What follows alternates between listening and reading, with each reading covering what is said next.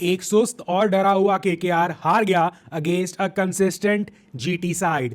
जिस हिसाब से या कंसिस्टेंसी से ये लोग रन मारते हैं ना भाई, बहुत बढ़िया। गुजरात टाइटंस एक ऐसी टीम है जो बड़े बड़े नामों से आपको नहीं डराती, बड़ी बड़ी पावर हिटिंग से आपको नहीं डराती, बट अपनी कंसिस्टेंसी से आपको डराती भी है और आपको हराती भी है। और केकेआर के दिमाग में जब वो बैटिंग कर रहे थे लास्ट टाइम उनके साथ जो पंजाब में हुआ या पंजाब ने किया, वो दिख रहा था। केकेआर भले ही कुछ भी टोटल चेज कर रहा था, बट उनके दिमाग में वो खौफ, वो डर और जो कलैप्स दिमाग में थी जब वो चेस कर रहे थे गुजरात टाइटंस के अगेंस्ट। मैं ये नहीं कहता गुजरात टाइटंस की बॉलिंग की एफर्ट या बॉलिंग ने उतना दम नहीं दिखाया या उनकी बैटिंग को अप्रिशिएट नहीं करना चाहिए।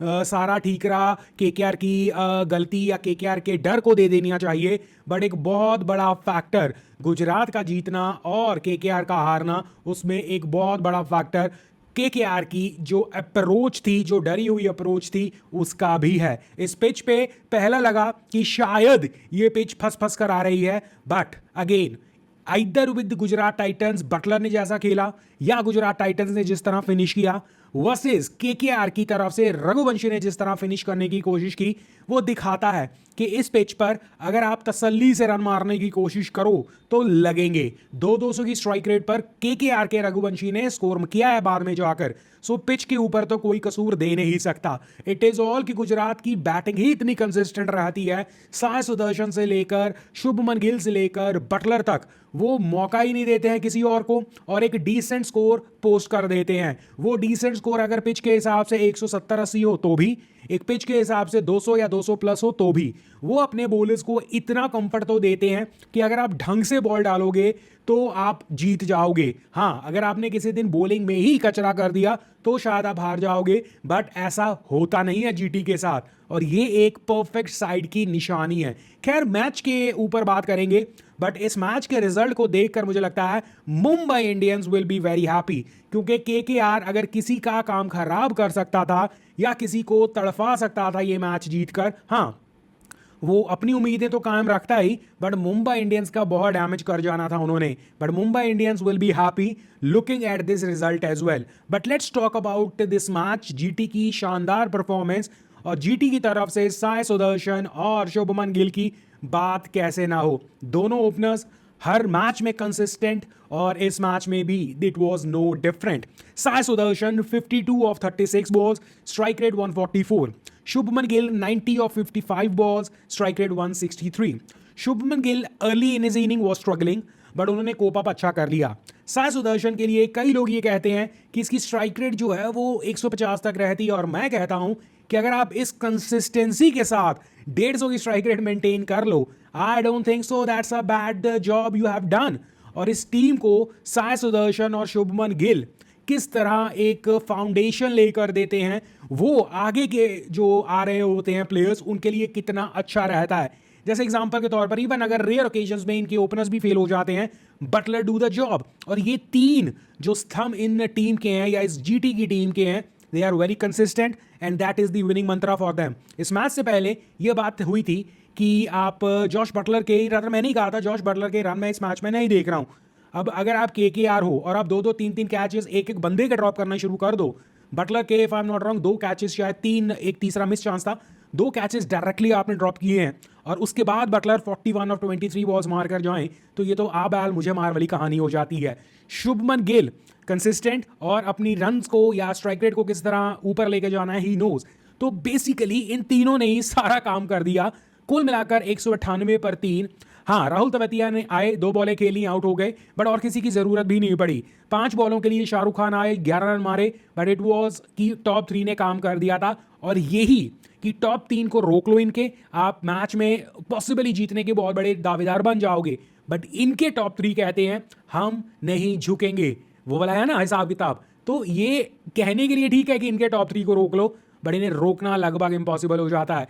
और ब्रूटल हिटिंग नहीं हुई है, let me tell you. Yes, अच्छी हिटिंग हुई है, ब्रूटल हिटिंग ना होकर अच्छी सेफ हिटिंग। अब इसी पारी में अगर आप देखो, शुभमन गिल के 3 छक्के हैं, 10 चौके हैं। जॉश बटलर का कोई छक्का नहीं है, 8 चौके हैं। साय सुदर्शन का 1 छक्का, 6 चौके।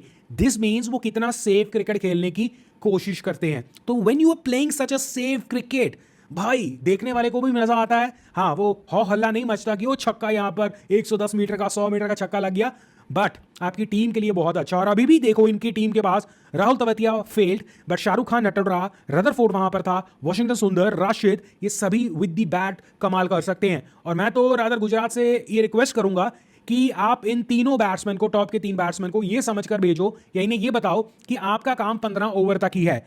इन 15 ओवरों तक आपने जो करना है कर लो, उस 15 ओवर के हिसाब से आप एक्सेलरेशन करो, डिफेंस करो, दिस एंड दैट। लास्ट के 5 ओवर आप बाकी की टीम को खेलने दो।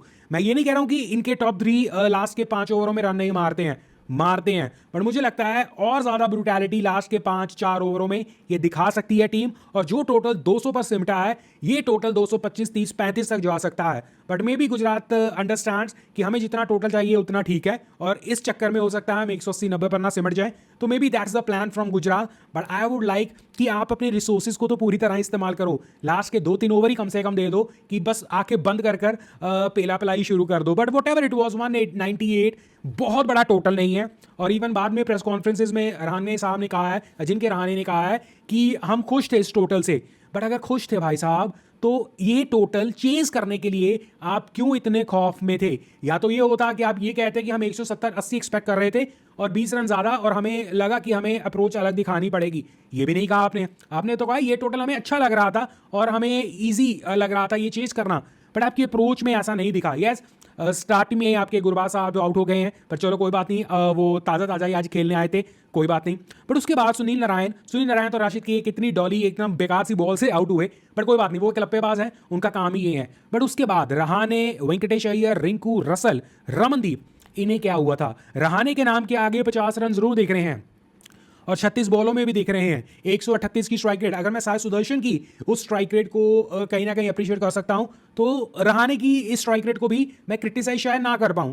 But there is a difference is Sai Sudharsan के साथ वहां पर शुभमन गिल जो एक्सेलरेट करने लग गया था, बटलर आना था, वो भी कहीं ना कहीं, और वो बैटिंग फर्स्ट कर रहे थे। यहां पर यू न्यू द टोटल, और आप जब स्टार्टिंग में 10 की रिक्वायर्ड रन रेट हो और आप एज अ कैप्टन वहां पर खड़े हो, आपकी स्ट्राइक रेट 138 है, आपके नॉन स्ट्राइकर की जो वेंकटेश अय्यर आके खड़ा है उसकी स्ट्राइक रेट 73 की है, तो आई थिंक आप 10 की जो रिक्वायर्ड है वो 11, 12, 13 तक नहीं लेने जाने जो है अफोर्ड कर सकते। आपके बैटिंग करते हुए ऐसा ही हुआ। पहले तो आपके आसपास विकेट्स गिर रही हैं, ठीक है। दूसरा, आप खुद ब्लॉक कर एक सेफ क्रिकेट खेल रहे हो, साफ साफ दिख रहा है डर कि लास्ट टाइम मैं आउट होकर निकल गया था और मेरी टीम का बेड़ा गर्क हो गया था। आप इस अप्रोच से अगर जा रहे हो तो एटलीस्ट हैव समवन, उसे बोलकर रखो कि तू अटैक कर भाई, मैं देखकर कंजर्वेटिव होकर 20 ओवर तक लेके जाना चाहता हूं। आपने ना वो किया, ना आपने अटैक किया, ना आप एंड तक लेकर गए, ना आप खुद मार पाए, ना दूसरों से मरवाया। ये स्ट्रेटेजी वॉज कंप्लीट फेलियर। और अल्टीमेटली आप शुक्र मनाओ कि यार 159 तक आप पहुंचे हो, ऑल थैंक्स टू आपके रघुवंशी के 27 ऑफ 13 बॉलें, 207 की स्ट्राइक रेट। एक बंदा 8 विकेटें गिरने के बाद अगर आकर रादर 7 विकेटें गिरने के बाद, मोइन अली 7वीं विकेट थी, 119 पर गिरा, तो 119 पर आप 7 हो गए थे, चेजिंग लगभग 200, और वो बंदा आपका रघुवंशी 27 रन मार सकता है 13 बॉलों में। तो ऊपर के बल्लेबाजों को क्या तकलीफ थी? सिर्फ अप्रोच की तकलीफ थी। आप अप्रोच नहीं कर पाए उस रन चेस को जिस तरह आपको करना चाहिए था। अगेन, पूरी तरह से हम अप्रिशिएट करते हैं जीटी की बॉलिंग को, स्ट्रेटेजी को, कोचिंग को, नेहरा साहब को, गिल को, कप्तानी को, बैटिंग को, सब कुछ। बट कुछ फैक्टर्स केकेआर की तरफ से जो इग्नोर नहीं किए जाने चाहिए वो ये थे। खैर, अगर हम पॉइंट्स टेबल देखें तो Gujarat Titans is right at the top, 8 मैचों में 6 जीतकर 2 हारकर 12 पॉइंटों के साथ। और Gujarat Titans is sensational team, और इस बार भी आई वोंट बी सरप्राइज अगर यही टीम फाइनल खेल रही हो। बट एनीवेज, वो अभी दूर की बात है। और आज के मैच या ये वाला मैच हारकर कोलकाता नीचे से चौथे नंबर पर आ गया है और मुंबई इंडियंस को उन्होंने अपने ऊपर जगह दे दी है। तो अब मुंबई इंडियंस 1, 2, 3, 4, 5 छठे नंबर पर पहुंच गई है with the 8 points. Net run rate का मसला भी कोलकाता का खराब, मुंबई के भी 8 पॉइंट्स। तो अब मुंबई और कोलकाता के बीच में एक जो लड़ाई लग रही थी ना कि शायद कोलकाता एक स्टेप फॉरवर्ड हो सकता है, वो बैक हो गया है। और अब मुंबई इंडियंस स्टिल एक मैच और जीतकर इस ऊपर के 5-6 टीमों में एंटर कर सकता है। तो मुंबई की होप्स आर अलाइव। बाकी होप्स आर अलाइव या आज जिसकी होप्स अलाइव रहेगी वो है एलएसजी वर्सेस दिल्ली कैपिटल्स। पहले तो एलएसजी और दिल्ली कैपिटल्स का अगर मैं पॉइंट्स टेबल देखूं, 5वें नंबर पर है एलएसजी और दिल्ली कैपिटल दूसरे पर। दिल्ली के लिए कुछ खास जीतने या हारने की कहानी नहीं है। अगर जीत जाते हैं तो 12 पॉइंटों के साथ जीटी के साथ बराबरी, जिस तरह नॉर्मली इस टूर्नामेंट में होता आ रहा है। लखनऊ अगर ये मैच जीत जाती है तो एक्सक्यूज मी, लखनऊ अगर जीत जाती है तो एक बहुत बड़ी जंप 10 से सीधा 12 पॉइंट्स, दैट मींस सीधा दूसरे नंबर पर। जीटी 12 पॉइंटों के साथ नंबर 1 पर। दिल्ली के लिए मैंने क्यों कहा कि फर्क नहीं पड़ता, क्योंकि दिल्ली के 7 मैच हुए हैं अभी तक, तो दिल्ली 8 मैचों में अगर 10 पॉइंटों के साथ रहेगा, लेट्स अज्यूम कि आज का मैच हार कर 8 पॉइंटों में या 8 मैचेस में 10 पॉइंटों में, दैट विल मीन कि टॉप की 5 टीमें जिस तरह अभी हैं, दिल्ली फिर वैसे ही रहेगी, तो दिल्ली को फर्क नहीं पड़ता। पर लखनऊ के 8 मैच ऑलरेडी हो चुके हैं, तो 9 मैचों में वो अपने आप को 12वें स्थान पर पाएगी, और फिर मुंबई इंडियंस के लिए नेक्स्ट मैच जीतना जरूरी हो जाएगा, क्योंकि मोटा माटी ये जो आरसीबी, पंजाब, लखनऊ और मुंबई, इनकी जंग आपस में होने वाली है टॉप 4 में एंट्री के लिए। तो अगर लखनऊ अपने आप को एक विक्ट्री आज दे देती है 12 पॉइंटों के साथ, वो ऊपर तो पहुंच जाएगी, पॉसिबली नेट रन रेट अगर अच्छी हो तो टॉप पर भी चले जाएगी। बट द मेन शिकार विल बी मुंबई इंडियंस, जो उनकी पूंछ के ऊपर चढ़ा हुआ है, वो उस पूंछ को थोड़ा सा अपने आप को रिलीव कर देगी, और फिर वो पूंछ हर्ट हो सकती है बाकी टीमों की। सो लखनऊ सिर्फ और सिर्फ इस मैच को मुंबई इंडियंस से दूर होने के लिए खेलेगा, और इस पॉइंट्स टेबल में जो एक आधी टीम हलचल मचा सकती है, उससे अपने आप को दूर ले जाने के लिए खेलेगा। जीटी अगर जीत जाता है, पार्डन मी, दिल्ली या डीसी अगर जीत जाता है, तो वो एकदम से वो हमें बता देगा कि भाई ये टीम टॉप 4 में पक्की है। तो हम मोटा मोटी फिर ये सोचने लग जाएंगे कि गुजरात टॉप 4 में ही है समझो, डीसी भी टॉप 4 में है समझो, और फिर जो 2 स्पॉट्स बचेंगे ना, वहां पर आरसीबी, पंजाब, लखनऊ, मुंबई, इनकी जंग होगी इन 4 टीमों की उन 2 स्पॉट्स के लिए। तो ये मायने रखता है आज का मैच।